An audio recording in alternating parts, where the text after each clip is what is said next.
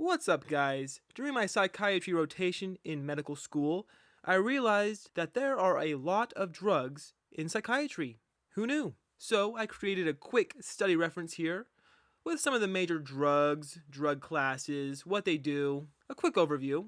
There might be some mistakes or misclassifications. Hopefully they're not very many. Let's jump right in. Right here in the center. Classifications of psychiatric drugs. Mood drugs, GABA agonists, antipsychotics, and let's focus first on the mood drugs, very commonly prescribed. Above mood here, you see serotonin, norepinephrine, dopamine, DA stands for dopamine, SSRI, selective serotonin reuptake inhibitors. They increase serotonin. SNRIs and tricyclic antidepressants work on norepinephrine and serotonin. MAOIs, monoamine oxidase inhibitors. They increase dopamine, serotonin, and norepinephrine. We have our atypicals. And now we'll jump back over here to the left, where we forgot to talk about buspirone and lithium. And lithium has its own method of action that I couldn't get a clear answer. You might know it, but it kind of just does its own thing. Really helpful for bipolar disorder, though. So these mood drugs, what do they help you with? Let me zoom out a little bit. Biggest thing, of course, depression, antidepressants, all of them. You see this big arc around it. And then you have your atypicals, meaning atypical antidepressants over here on the right. SSRIs, SNRIs, serotonin and norepinephrine reuptake inhibitors, very commonly prescribed for depression. Keep in mind, it takes 4 to 6 weeks for those things to work. It's not an overnight fix. These mood drugs can help with general anxiety disorder, panic, social, PTSD. Let's go down to the second half. GABA agonists, we'll start here. Benzodiazepines and barbiturates. They both work on the GABA receptor. How they do it is different though.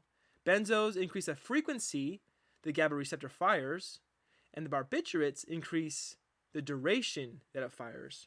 Quick side note here, GABA is the same receptor that alcohol works on. So if someone's going through an alcohol withdrawal, you can give them a benzodiazepine to help them get through it.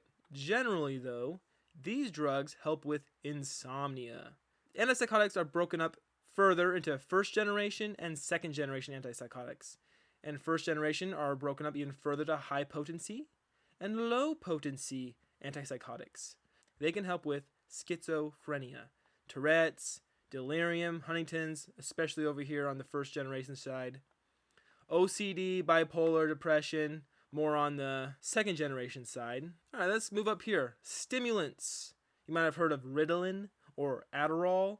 Those are both stimulants that help with ADHD. And they do it by increasing dopamine and norepinephrine. All right, let's zoom out. Talk about one last little thing here. Other insomnia drugs. BZ1 receptor. Another name for it is the GABA BZ1 or GABA A receptor. So Ambien, Sonata, Lunesta, and these are really used for insomnia. All right, guys, that's just a really quick, brief overview of psych drugs that I saw on my rotation and a little study sheet that I made. Well, not really little, but I went over just an overview of it. Thank you guys for watching. Hopefully it was helpful. Have a great day.